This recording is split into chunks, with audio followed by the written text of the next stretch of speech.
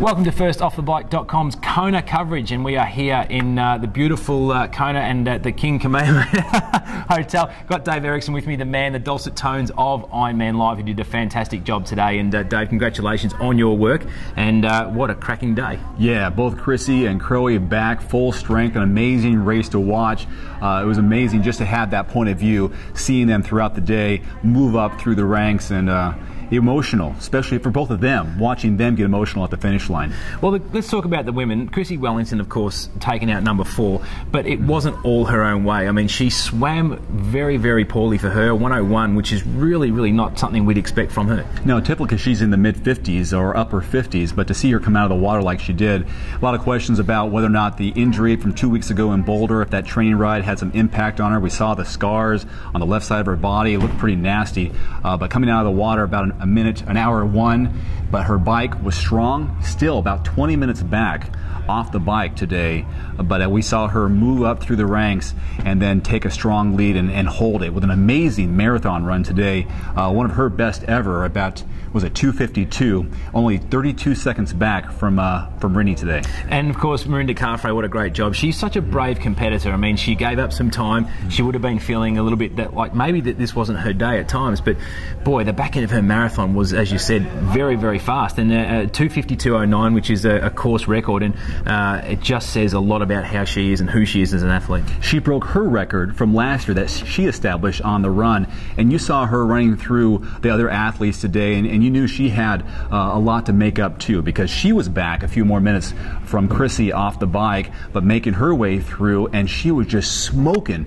And something you did not see at the race, at least not on camera, was Rinny really having a problem internally. She was getting sick after the race off the side, and she was hurting, but you can tell she left it all out on the course today, both her and Chrissy too. And Leander Cave, welcome back to the podium of a big deal, and she did a really nice job. Carolyn Steffen too, I want to mention, she was in front for so long, and then, you know, we saw her in Frankfurt have trouble, we saw her at Ironman Australia too having trouble.